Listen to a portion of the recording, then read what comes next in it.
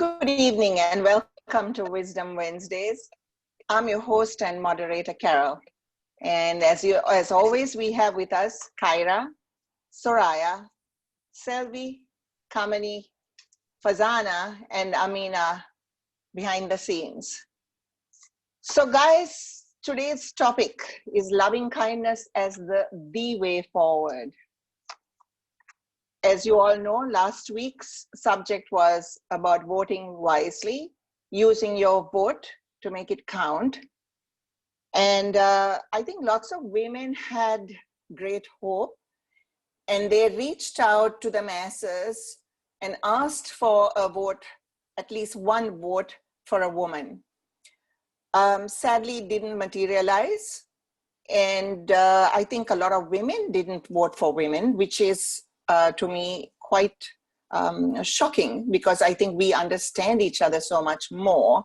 And we believe that our voices need to be heard, especially at negotiating tables and, taking decisions, making decisions for our children, for us. And on that note, what was even more disappointing is that a decision was made not to have a cabinet post for a ministry for women and children. For us women here who always want to see a better tomorrow for all women and for the nation, for all of us women here who have strived so hard to empower women to believe that anything is possible and they can play a better role, it took us a little to actually come to a common ground saying, where do we need to fix it? And I think, as Selvi said previously, it was a unanimous decision to talk about love as a way forward. Not to dwell on personal disappointments, whatever your party affiliations are, but believe that there is hope for this country. Believe a happier tomorrow is there for all of us. And believe that women will be further strengthened by, it's not a setback, I would call it a lesson in life. And to take that as a strong lesson and believe it's possible and be motivated to do better, to get out, do for others, volunteerism, go out and people out to those who need you. And I think with all of that energy and with all of this love we want to talk forward, I think it's possible, So on that, Selvi, today you will start this with your pearls of wisdom. Can you tell us something, as you all know, Selvi is the CEO of Purnam Foundation. She works for better salaries for women. She works with war widows. I mean, she's been doing a lot of work. And I think all of you who are regulars on this show know this about each and every one of the panel here, that they are giving people. They give of themselves, they give of their time, which is really hard to do. I mean, sometimes it's easy to give the money, but it's not so easy to give the time and energy. And all these ladies out here do that on a personal level, and I have the greatest admiration for all of you. Selvi, over to you. So I think Selvi wants to talk today about why volunteerism is important. Selvi, unmute yourself, please. Thank you, Carol. That was a very good way to start this program today. Now, I'd like to just imagine ourselves, we are sitting back now. The elections are over and the government is busy setting up the ministries. We have reservations about the kind of ministries they are setting up without a women's ministry, which is what's happening. But what do we do now? Some of us will be happy about the outcome, but some of us are not happy about the outcome. But whatever it may be, how do we deal with the challenges and the opportunities that are going to come along our way? In other words, how are we going to face life as it would span out from now on? The question is, what is life? If you ask this question from somebody, what do you think is life? They will say, They will have laborious explanations about their career, their jobs, their work, their family, what's happening in their family, the friends, their hobbies, their possessions, you know, my car, my house, and properties, and so on. But life is not these. Life is beyond all these.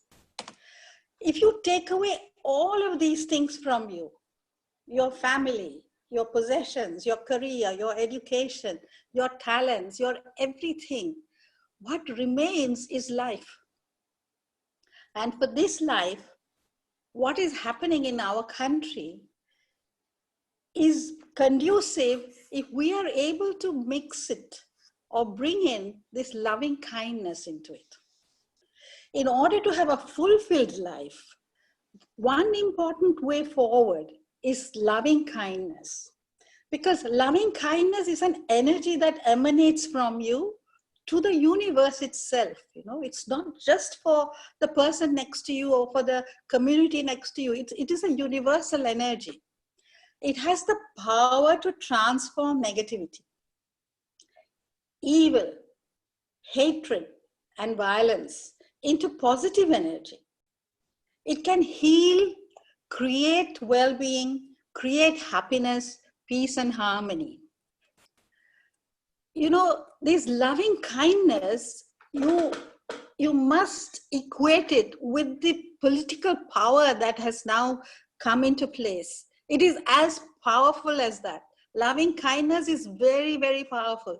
And loving kindness from a community or a group of people can do wonders, which no political, economic, social power can do. And that has been demonstrated several times. Now, how do we show loving kindness? One way of showing loving kindness is to offer help where it is needed without expecting anything in return, unconditionally, without remuneration or a salary or expecting any favors in return. It is known as volunteerism.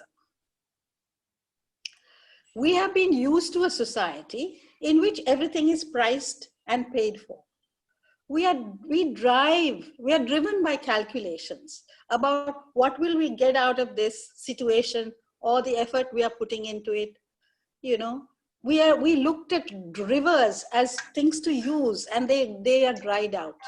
People are looking at forests to be depleted, and they are now become depleted environmental eyesores. Because people are only looking at what they can get out of these resources. No one is looking at how do we put back in? How do we give it back to the society? And at the same time, we find that more work is volunteered than we give credit for. Take, for instance, the work of a mother. The nurses who work beyond the call of their duty, work carried out by religious missions, work done by charities, and so on. In one religious mission, Isha Yoga Center in India, it has been noted that there are 9 million volunteers worldwide. They all work for no salary, no incentives. They just work because they are inspired by the head of that mission. Roughly about half the population of Sri Lanka, that is, 9 million we are 22. So 9 million, imagine how many people there are throughout the world doing voluntary work. And they work not regular hours, they work day and night because they have so many projects in hand and they are all working with the leader in doing that. And voluntary work is now gaining popularity because they have lots of benefits. Like in UK, in 2010, there were 1.8 million volunteers. In 2015, it became 2.9 million. Here, the volunteers to help a person or community or cause without expecting anything in cash or kind. People do this for a variety of reasons that benefits the person who gives and the person who receives it. Like, for instance, if you're feeling lonely, if you're feeling sad or whatever, you do a volunteer job, it peps you up. it's an antidote for loneliness. It counteracts effects of stress, anger, and anxiety. It combats depression. You know, for people who get depressed, ask them to go and do some work outside, give some of their effort, their money to people, and the depression will get sorted out. These have been actually clinically tested and proved now. Sociologically, psychologically, they have proved. It makes you happy because you feel fulfilled that you have helped somebody. It gives you a sense of purpose because you're doing something which is not selfish. You're doing it for the society. And it is a way to put back in, you know, what you have taken from society. And it gives you self-confidence because you're able to perform outside and see that the result immediately. You're able to see the result. So it gives you that self-confidence. So there are so many benefits of this, the volunteering in people and in communities. And it is a definite, direct way of actually showing loving kindness. If you see, if there was no volunteerism, we won't have a Buddha, a prophet, Jesus Christ, or Krishna. Because these are people who have actually achieved higher states of consciousness. And they are there, but they feel that they need to volunteer to come back to this earth and help people.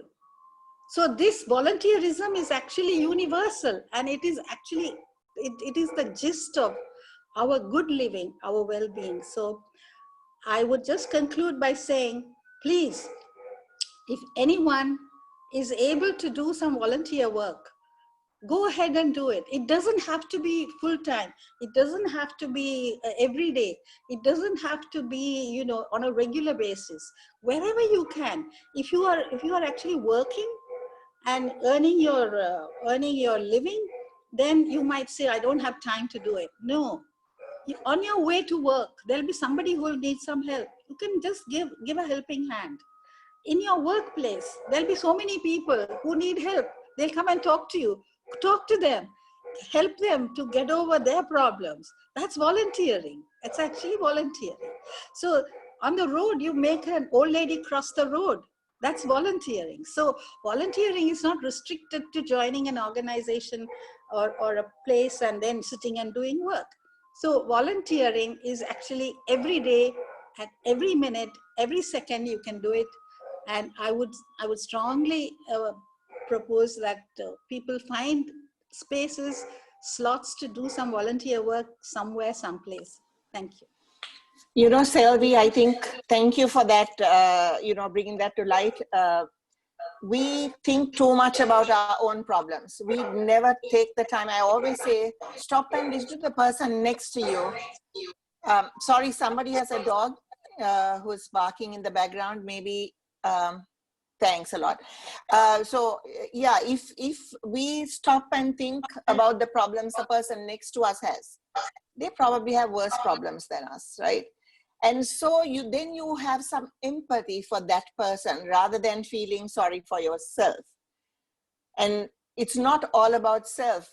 All of us, I think we are so involved with various different things, and yet we find the time, because one of the common things is, if you ask somebody, would you like to volunteer? They would say, I don't have the time. I have children to feed. I have a husband at home. I go to work. Well, guys, we all do all of that. And we yet can find the time, because the time, 24 hours in a day is a lot of time. And there's so many ways you can volunteer. I mean, back in the day, I think one of you said you're working with the blind. Or no, one of my friends wrote and said she's trying to raise some money to support income for the blind. And it reminded me, when I was young, I used to go to the Society for the Blind and read articles from Reader's Digest so they could record it for blind people. So, you know, this volunteerism comes in many ways, shape or form. It doesn't have to be huge things, but I was so happy I could find the time. And that was during my lunchtime at work. I would zip down to Union Place and do these readings and then rush back to work. So, you know, if we, the point is, if we want to do something for somebody else and we have empathy for other people, it brings great joy, personal joy to us. And as Selvi said, it uplifts us, right, Soraya? I mean, it also gives a broader perspective of life, you know, takes you out of your comfort zone. You're not living in a glass box. I think a lot of youth movements do a lot of volunteerism through Interact, Rotaract. I remember when I was very young, we used to do a visit to the mental hospital and be with mental patients. And I mean, those are things the memories I still take with me, because what we used to take then was a lot of oil and soap, because they didn't have enough soap for their baths, and their medication emanated a lot of heat from the head, so they needed a lot of oil. And I met a lot of beautiful women in the mental hospitals and had long chats with them, and I still remember some of those conversations. And also, you know, Fazi, answering Carol, yes, I mean, when it comes to volunteerism, we have to let go if and but and when, you know. Now, Muhammad Ali is somebody we all know. Yeah, one of his famous quotes is, service is the rent we pay for living in this world. So that's a clarion strong call that no matter where you are, what you do, find a little time on a daily basis to help somebody, to stand up for a cause. Yeah. You know, Soraya, when we were kids, we used to go through the local place of worship. We used to go on Saturdays to the slums with a suitcase full of, you know, those old suitcases they used to carry to school, suitcase full of medicines and bandages and Dettol. That was all they had. And we'd go and sweep these people's houses, the old people's houses, and attend to their little sores and wounds and whatever. And we learned about volunteerism. I think sadly, kids today are programmed to study, and then tuition. And then they're not taught to have selfless giving to others. It's all about self-achievement. So Carol, with COVID, was it through your church or was it through the school? Yeah, it was through the church, through the place of worship. You know, we kids used to struggle behind, you know, this priest who used to carry this suitcase. Right. And you know, the thing is, today kids are taught inadvertently or whatever to think about self and not so much about the giving, because they are pushed to achieve, and not all kids can study. So we need to give them the space to do other things so that they have the confidence. Yeah, so Kamini, over to you now. Kamini would be talking about loving oneself and the journey of healing. Very important, Kamini. Thank you. I think the conversation around volunteerism is so important for me. My entire career, everything started with my volunteerism work with the Family Planning Association, learned so much. I wanted to do something so different, and then that led me to work with HIV positive people, also in a legal perspective. And I think, how do I bring this to the loving oneself and the journey of self-healing, which is my topic for today, is around, I've had experiences of severe burnout doing this work. Sometimes because, especially for HIV positive people, very few people get involved. And it's literally life and death if you can or cannot give the support that is required. And I think my journey of self-love and loving kindness towards myself started, and I became aware of it due to my work in volunteerism. So, I mean, today in our culture, especially in Sri Lanka, we find that if we talk about self-love, it's a selfish thing. My team at Shanti Margam and Shami, who's on the call, they've been fantastic. He's been a fantastic volunteer, and so have my team. And when I tell them to take time for themselves, it's like, no, because we have to give so much and help so many people. But, you know, there is a need to nourish the soul and to look after yourself in order to give yourself better to others. That's what I believe. That has been my experience. And also, like quoting Selvi in a way, if Lord Buddha had not decided that he wanted to work on himself and attain enlightenment, we wouldn't have this philosophy to guide us in certain aspects. even though I do kind of disagree with the way he did it, leaving his wife and newborn child the day Rahul was born. But unfortunately, in today's context, we don't need to be so extreme, because there's a lot of tools and a lot of information out there around how we look after ourselves. And I think one of the key things that's missing in children today, referring to what Carol was saying, is that children are not even allowed to love themselves. They're made to just love themselves in a very selfish way, as opposed to a balanced way. Because if they love themselves, they would sense their pain, their sadness, or whatever, and stress, and also then see it in other people, and then understand how to help others. So for me, if I talk about self-love and loving myself, as I've said before, for me it's on, and self-healing, it's on 3 different levels: the mind, the physical body, and the spiritual body. And so when we look at the physical body, we're very attuned to responding to the needs. Say if there's a pain or whatever, we do seek medical help or support, or some kind of, because it's not a stigmatized issue. And we will attend to it, because we know if we don't attend to it, it's going to get worse and everything else goes out of whack. But if we could also do this on the mental and spiritual level, there can be such great balance inwards. And for example, looking at mental health, looking at the mental body, there's so much stigma surrounding it. But the truth is that it is only ourselves who can look inwards. I think in certain instances, others can see, or they may be able to point out if a person seems mentally unbalanced. But I think even feelings and emotions such as anger or discomfort or sadness, it is only us who can see it. And even to be able to see it is something that we need to nurture. We need to develop that sense of self-awareness, and then decide, okay, how do we address it? And addressing it can be in a number of ways. I mean, before I met my partner, I thought I had dealt with all my issues and trauma from my childhood, etc. But it's only after meeting him that I realized, oh, there were so many things I needed to deal with at a mental level. So I sought out mental support through therapy, which has been incredibly helpful. At the spiritual level, what is the spiritual body? I mean, there are so many definitions.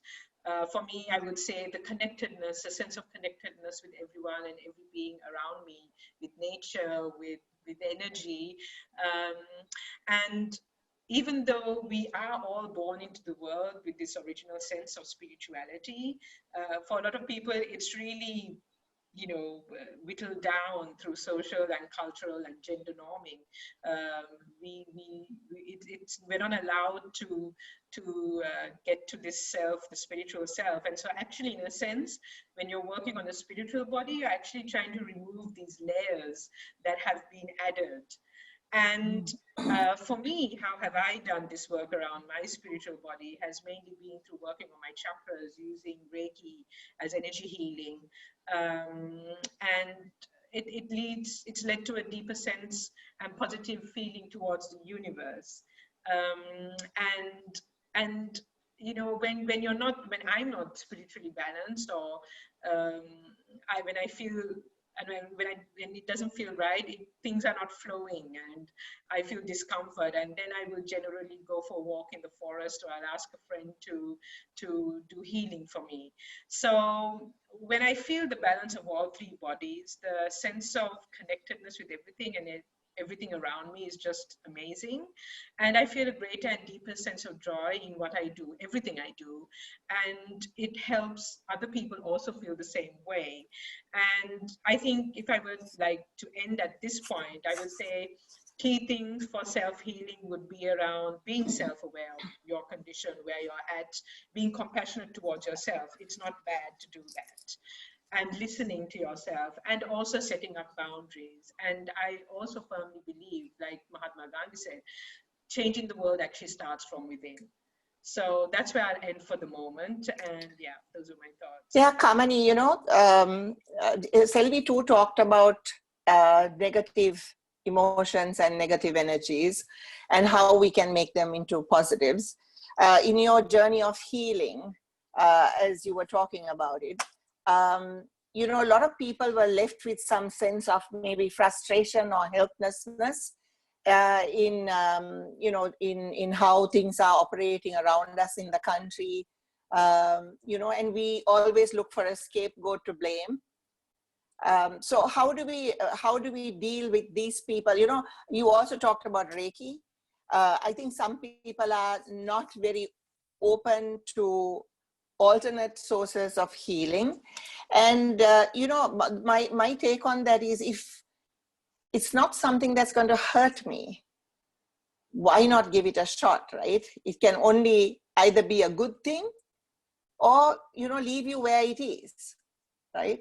So, you know, I'd like to tell the people who are listening in, you know, have some hope that there's something better out there in this universe that will help us along, will heal us, will give us that love, that embracing love that we are looking for. And so, yeah, that's what I wanted to say. On that, anyone got any questions? Otherwise, we'll move on to Fazana. So Fazana, as you all know, is a behavior specialist. I didn't mention about Kamini because all of you know she started Shanti Margam. I mean, just immensely wonderful, successful program. It's always struggling for money, I know, Kamini, but you know, it comes from somewhere, right? Somebody helps you out, so you can help those kids who come to you all. So back to Fazana. Fazana, the behavior specialist, wants to talk about a parent's responsibility to teach their children non-violence and love. I think very important today, Fazi. Over to you. Thank you, Carol. So, Kamini, what you said is so relevant to what I have to say as well. I think even parents and children should have more awareness of themselves, their spiritual body, their mindfulness, and everything you said works the same way, even in a sort of a domestic front as well. Because domestic interpersonal disharmony detrimentally affects family well-being and health. Children from disharmonious home environments more often display behavioral difficulties, impaired academic performance, and antisocial behavior in adolescence, and have an increased risk of poorer subsequent adult relationships. Under circumstances of prolonged domestic disharmony and distress, abusive behavior, suicide, and family murders, suicides, though rare, are most likely. So how do we sort of prevent all this, and how do we give loving kindness in a family environment? So one of the key tools is positive reinforcement. So which is to reinforce what the child is doing right rather than concentrating on what the child is doing wrong. It increases the likelihood that the behavior will be repeated when you keep reinforcing that good behavior. It supports your child's positive deeds and qualities through enthusiasm, descriptive encouragement, and natural logical rewards. For example, a mother gives her son praise for doing homework, simple things. A little boy receives like 5 rupees or something for his skill for every A he earns on his report card, than being, you know, sort of punished, or as in the olden days where most of my counterparts have had like a caning or, you know, the absolutely harsh treatment in the school and the home. So I think apart from this, we need to encourage mindfulness behavior, which though Buddhism, which is a majority religion in this country, sort of promotes, we don't see that kind of behavior in many families. As it was said at the beginning of the talk, most of the kids are running behind tuition and studies and sports. And I personally know, I'm a mother of 2 teenagers, twins, and I try to take time off every weekend. We don't have any classes on weekends. We try to take off to nature. I have limited TV time and mobile time and game time. Actually, it's totally restricted very often. It's only given rationed, and life still goes on, and life is, I mean, there's nothing that they have lost out. They do a lot of outdoor activities. In fact, now they're training to climb Adams Peak next week. They're going this weekend to get diving classes. So we need to encourage them to be with nature and out there so that they're grounded and rooted, and they meet people from different strata and not just their day-to-day friends and colleagues who all belong to a certain social status. And this becomes a very important eye-opener even for kids to see the world from different lens and to look at how things work out there in the big world. So harmony at home is essential to kids' well-being. So we all have a responsibility there as adults. We need to make family our top priority. Very often we don't. I mean, the parents are running behind jobs and income and paying loans and competing in their workplace or their businesses, especially these days, right? With COVID holding things together. But we need to bring back the mindfulness and bring back the mind to prioritize their most important things in life. Why are they doing all that? It all comes back to family. And sometimes you forget that basic reason why you're doing all that. So even for kids, do they need all these studies, or do they need quality time with their parents and quality sports and quality outdoor activities? I know some kids who live in a car on weekends because if parents are working, all their classes are back to back on a Saturday, Sunday, where they're fed their breakfast, lunch and dinner in a car and they go from one class to another. Is it possible to sustain? What would their minds be like? I mean, how would they react to being left alone with themselves? Do they have time for themselves? Do they have downtime? Do they have my time? Do they have me time? So as parents, I think there are top 7 or 8 things we need to do. One is to make family our top priority, invest our time in doing things with family members together or separately, doing things which they like. Don't neglect saying some important words like I love you, things like that, which we sometimes don't say often enough. Establish and maintain some family rituals. I think more than religious rituals, just simple family rituals. Like Carol always says, how her mother saw to it that they all had the family meals together. So those are lovely rituals which you can maintain together. Customs, rituals which children will take through to the rest of their lives. Always stay connected, stay grounded. Teach your children to be loved and be loved, and use words wisely. Words often remain much longer than even sort of anything else. Whatever you say remains in their life much longer, so they can echo forever, in fact. So this is what I have to say, Carol, to keep things going. Fuzzy, in these times. Yeah, Carol. Yeah, sorry. I have 2 grown boys, and I never finish a conversation without saying, I love you. Even if I'm mad at them, I give them a ticking off and then I say, I love you, and they say, these grown men say the same to me, right? And one of the things that came to my mind was a lot of the kids in Sri Lanka are committing suicide. I mean, the high number of kids are not a lot of the kids. I take that back. High number of kids in Sri Lanka commit suicide. And I've asked this of other young kids, why? I'm sorry if I'm putting you in a spot, Fazana. Do you or Kamani have an answer to this? Do they not love themselves? Or as one kid told me, it's a selfish act, auntie. She said, it's like fashionable. I said, good heavens, wouldn't your parents be traumatized, and your families and everybody if you took such a decision?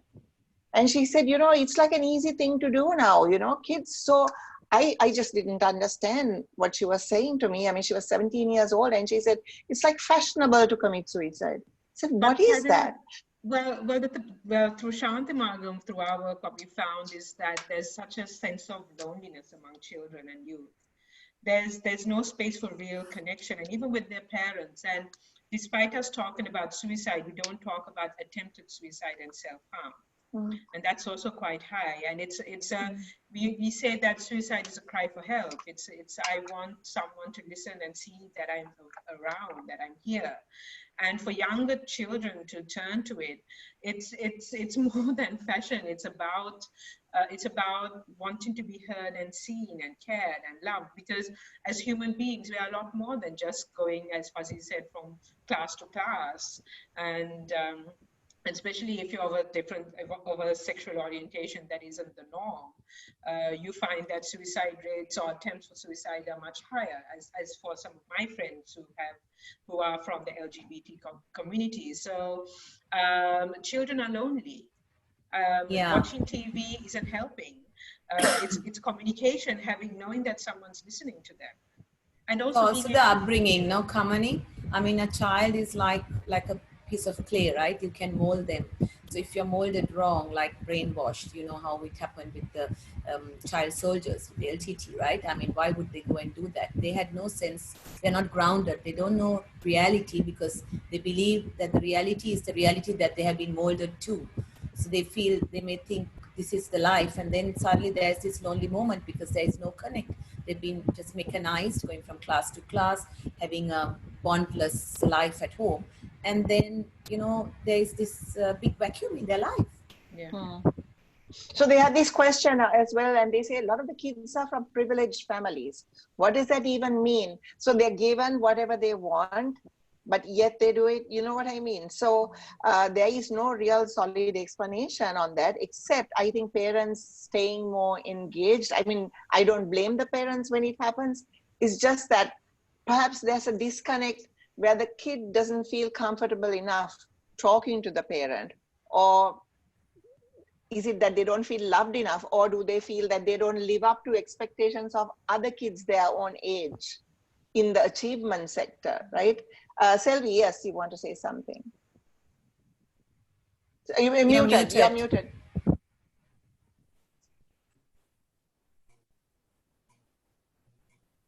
Selvi, you're still muted. Selvi?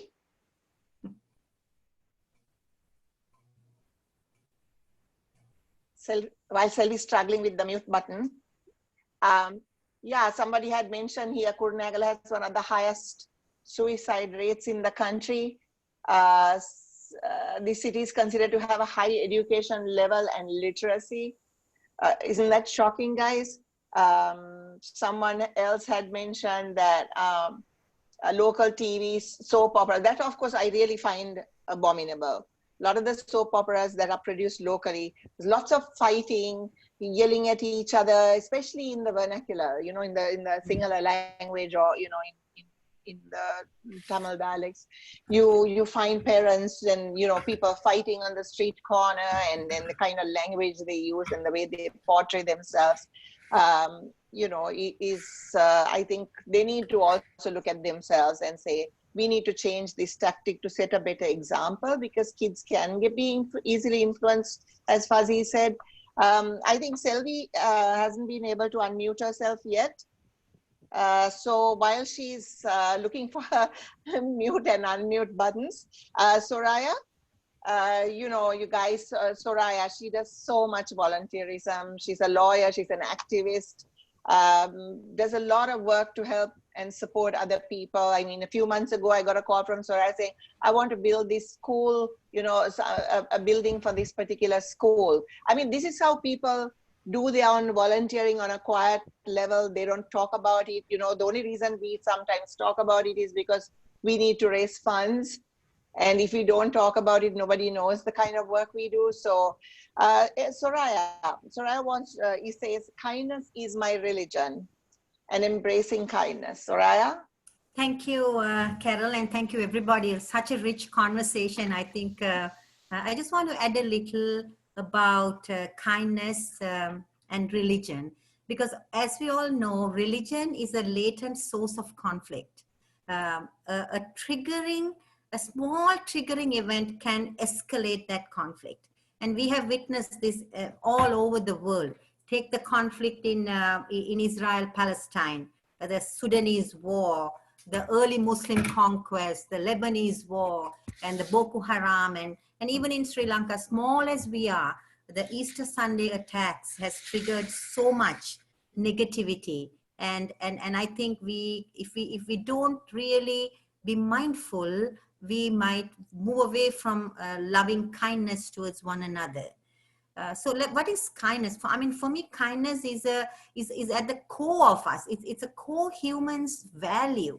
And then it just gives so much hope. And one of the wonderful teachings of the Dalai Lama is to say, my religion is kindness. And if we look at all our religions, take for instance Islam, the Prophet Muhammad is known to have said,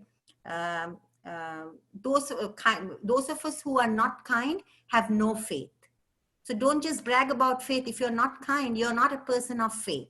And then when you look at the Hindus, I think the virtue of compassion and kindness is central to the concept of Hindu philosophy. And in Buddhism, metta, loving kindness, you know, it's one of the Brahma Viharas, the four immeasurables, Karuna, Mudita, and Upeka, in addition, metta. But what really speaks to me is the parable of the Good Samaritan. And I want you to remember this story. Carol, I mean, being a Christian, a Catholic, she will know this story so well. I hope I won't distort it. But we all know the parable of the Samaritan. This is where a man was beaten, half naked, stripped off his clothes, lying half dead, injured on the streets. And so many people go past him, because either they are too busy, they can't help, or they're not interested, they don't feel called to help. But there's just one guy, the Good Samaritan, who stops and who helps this guy. And the question he asked was not what will happen to me, but what will happen to that person if I don't help him. So I think today, if we can all ask that question of each other, what will happen to you if I don't help you? Because we need this escalated loving kindness in our country today. And as Kamini said, first, loving kindness to oneself is critical. If we don't have love for us, how can we love somebody else? So recognizing that. And then what are some barriers for kindness? I think as a child, when we're born and little, we are so disposed to kindness. And then unkindness is learned. Fazana said it comes and originates in our dysfunctional homes. Nothing can be more truthful, honest and truthful than what she said, because this is learned behavior. So even we may have learned this, but as we grow older, I think having a level of mindfulness. What am I saying? Could I say this better? Who would I be if I don't say this or not do this? These kind of questions have always to be going through our minds if we are to perfect this act of kindness. So I want to close by saying my friend Edwina Cowell, she realized one day that when adults got together, we spoke religion, we did lots of things, but the children were neglected. So she created an awesome program for kids called the Spiritual Playdate. What she said was what is important to teach our kids was the golden rule. That is where we learn the basics of all kinds of kindness. So in conclusion, let us be committed to kindness. I think today our nation moving forward will need this attribute more than anything else. So because kindness, it refreshes our heart, it gives us hope, and it can heal our country. Thank you. Mm-hmm. Thank you. That's very poignant, actually, to listen to you say that. It doesn't take anything out of you kind to one another, right? But it takes more energy to actually hate and show anger to one another. So I think even for us, another thing that my mother used to say is, be careful, take that frown off your face, otherwise the wind might change and you would look angry. And, and I think these little snippets that they use to bring us up as kids, I mean, with a family of 9, we had these arguments amongst each other. And she would always say, let the sun go down on your anger, Little things like that taught you kindness and love for one another, and to show the love for others. We love one another, we don't show it enough to others, right? And you put it very succinctly, and the way the Buddha talked about metta, and even the Hindu religion or the Christianity or Islam, the love that they talked about is never propagated, right? By even the I think a lot of the monks, the priests, the imams, they don't talk about the love part of it. They prefer to talk about the hate part of it. Why is that? Is that how you energize people? So I think it's time we all reflected and went back to this idea of love for one another, even those we might dislike at the moment, or even those we may disagree with, or even those we are frustrated with. And Carol, sorry, yeah. we have spoken on this program about patriarchy. Religion is embroiled in patriarchy. And let our words really sink in with the women, that they have an agency with their creator. They have a right to interpret their religion. And their religion should be embroiled and immersed and, flowing of kindness. Because if you wait for the patriarchy to teach us what religion is, look at, we don't have to go broad. Look at what's happening in Sri Lanka. It's hate and conquer. It puts somebody down so we feel better. Where are these rules coming from? For me, Lord Buddha must be turning in his grave if he's in the grave, but he has attained nirvana. But what nonsense are we listening to? And our children are listening to. This is very important that we bulldoze this conversation. We can't anymore be quiet because a clergy said it. Yeah. Yeah. Right. I think I have managed to unmute myself. Hooray! Yay! Yeah, but Soraya, I think you made a very valid point. Our actual real nature is compassion and kindness. And that's what you see in children. And we learn unkindness. We learn hate.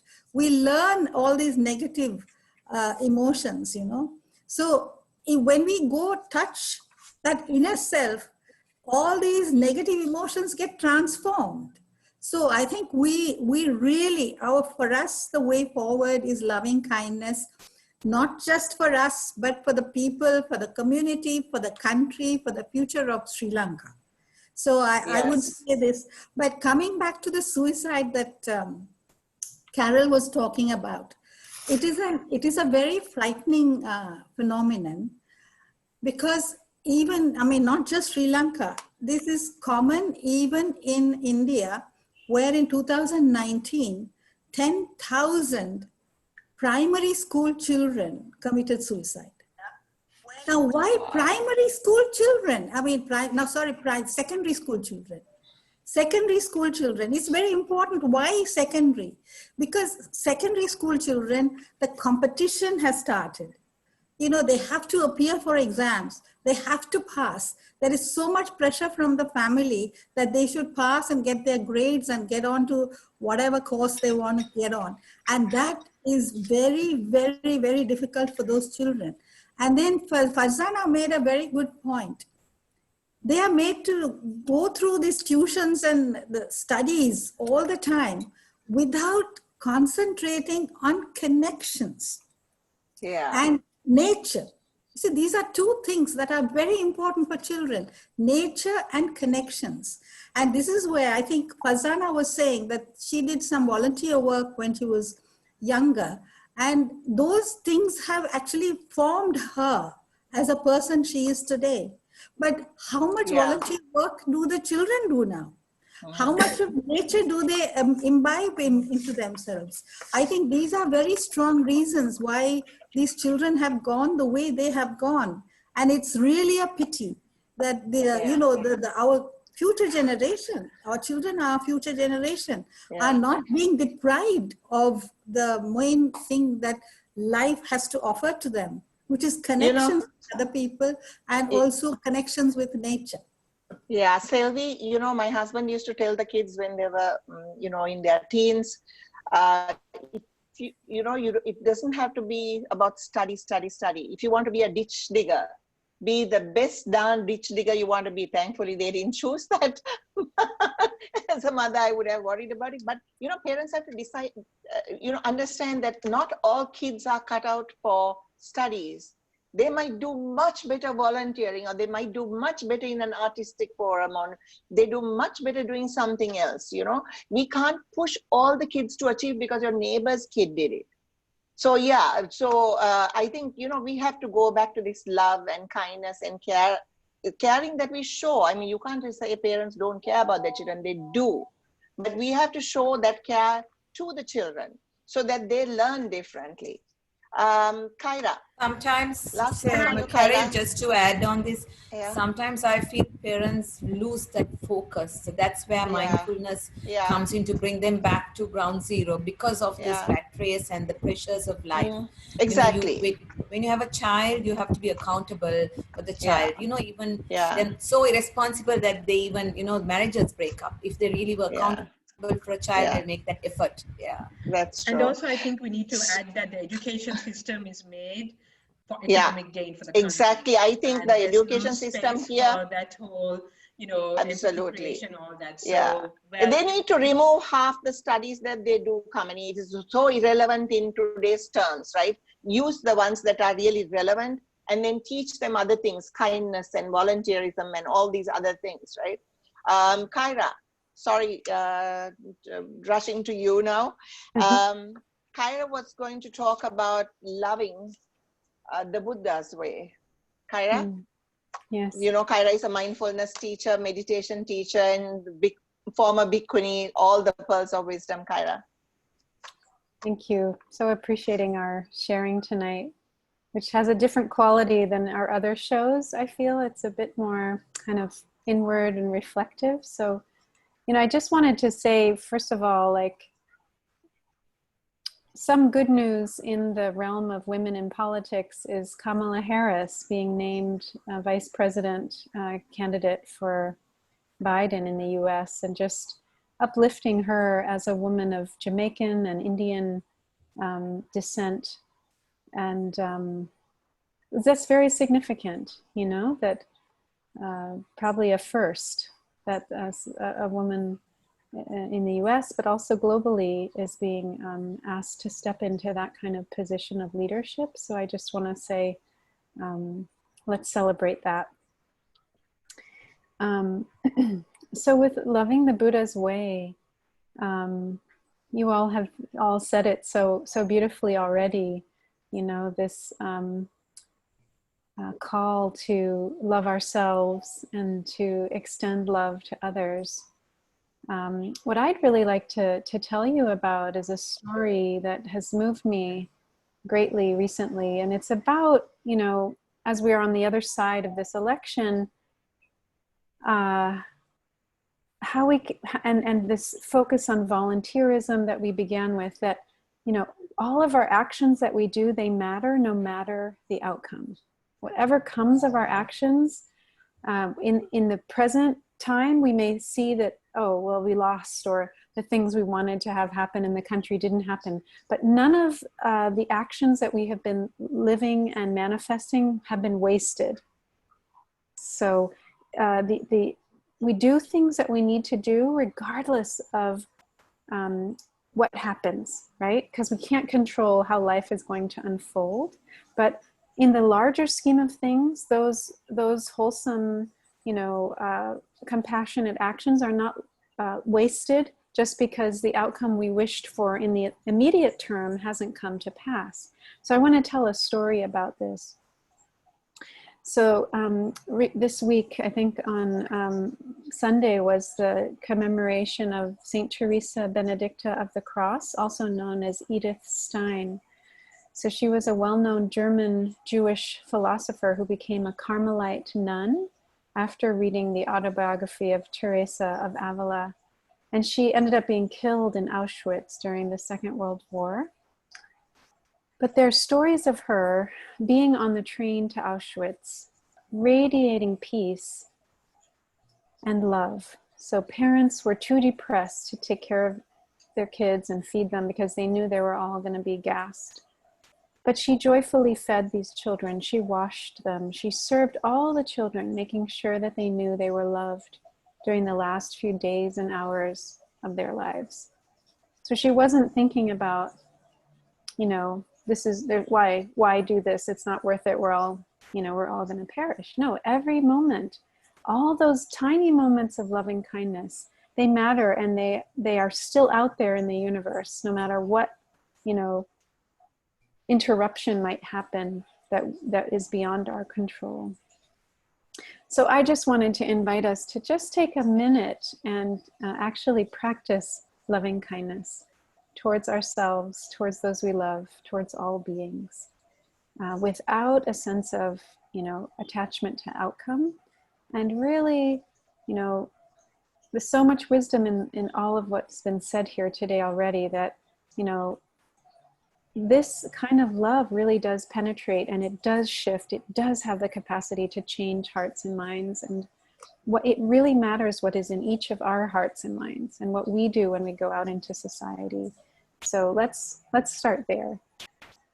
So just inviting each of us to bring a sense of friendliness to ourselves, to really think of our goodness, think of the many things that we care about, the ways we show up for people in the world, the qualities of integrity and goodness, and just wishing ourselves well, wishing ourselves safety and health and happiness.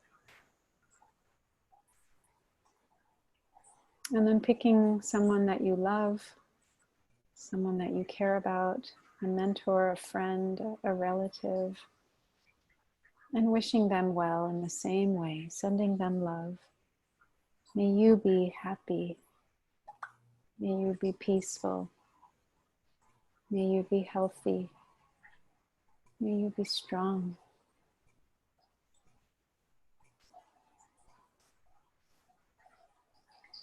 And then opening our hearts to include everyone in our home, everyone in our workplace, in our town, in our city, in our nation, and all over the world, all beings.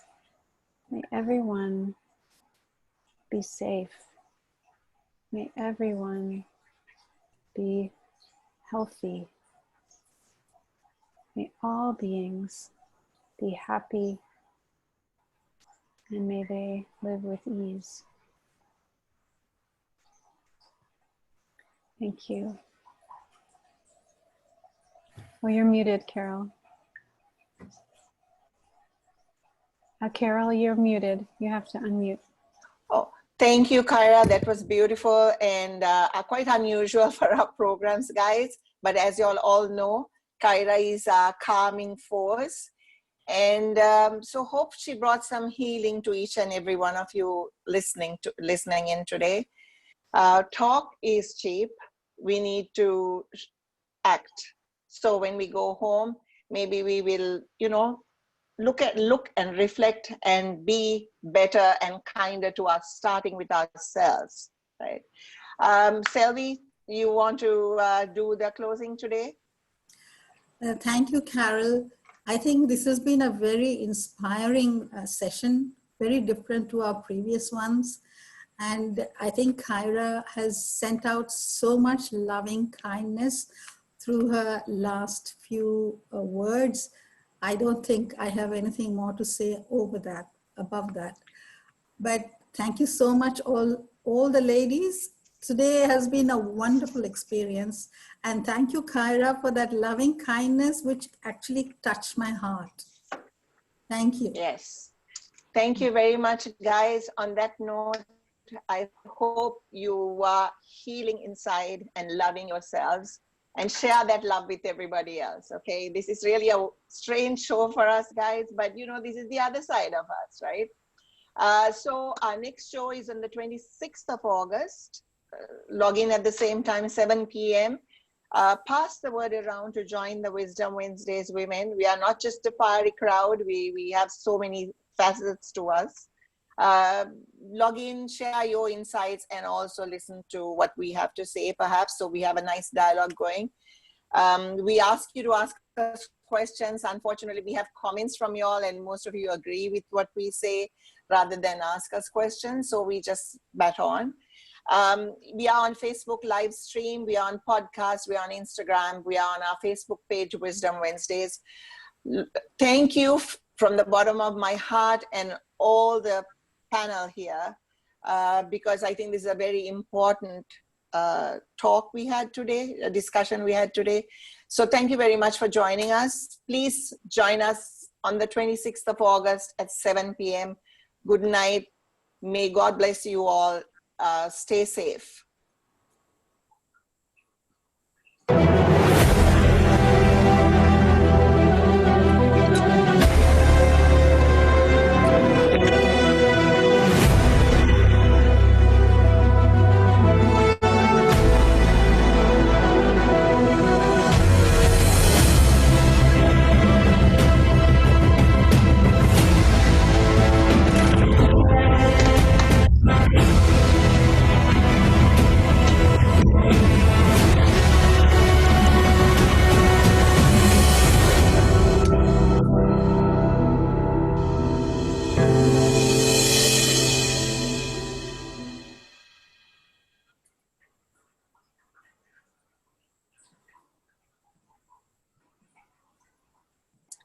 Can we shut the chat down, Kyra?